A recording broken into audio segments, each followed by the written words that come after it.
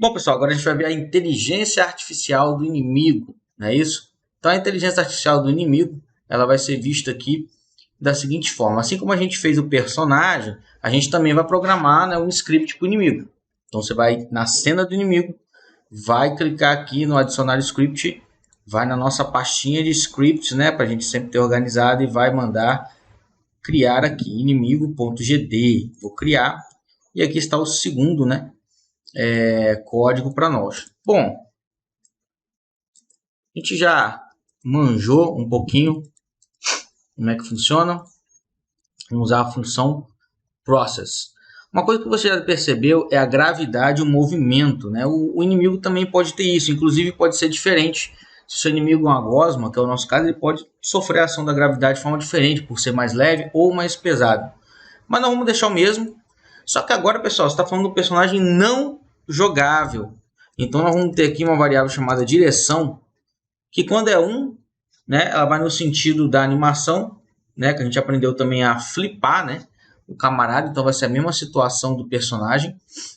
E aqui a gente vai colocar então 1 é a posição que ele já está, que é a esquerda.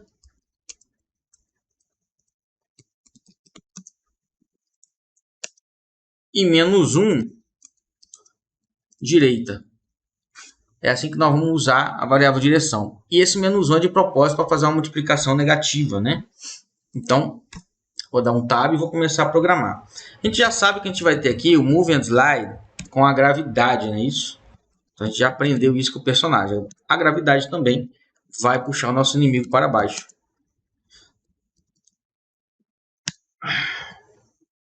Então, só com isso aqui, a gente já percebe que ele toca o solo, né?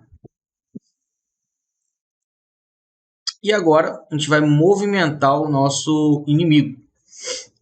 Bom, mas dessa vez, galera, não tem botão, não tem input. Quem vai movimentar é a situação interna do personagem. Então aqui a gente vai usar os dois sinais de igual. Então perceba que o sinal de igual comum é atribuição, 2 é igualdade. Então se a direção for igual ao valor 1, que é o valor inicial, que ele começa para a esquerda, né?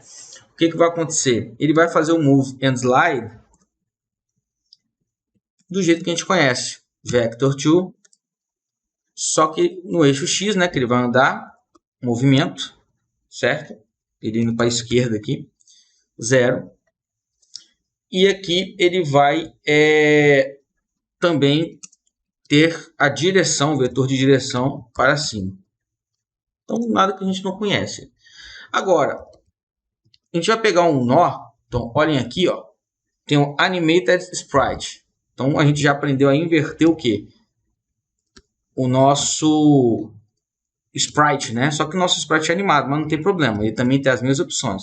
Então, flip horizontal, false, porque se eu inverter para a direita, tem que voltar depois, né? Então, tem que ter. E aqui vai ser a mesma coisa. E se você imaginou que aqui só vai inverter o movimento para negativo, você acertou.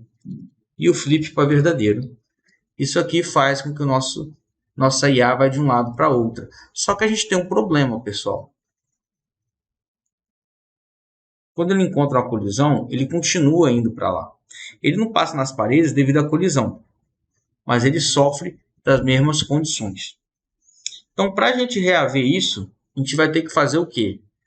Mudar a direção dele, porque a direção está 1, mas quando ele encosta na parede, a gente quer que ele perceba, né, que ele está na parede. Por isso que a gente tem que passar aqui o vetor de direção.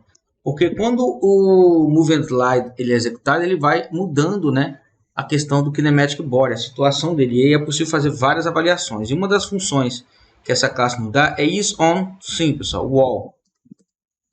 O isOn wall, ele verifica se ele está na parede. Olha que legal. Então, quando ele encostar na parede, o que eu vou fazer com a minha direção?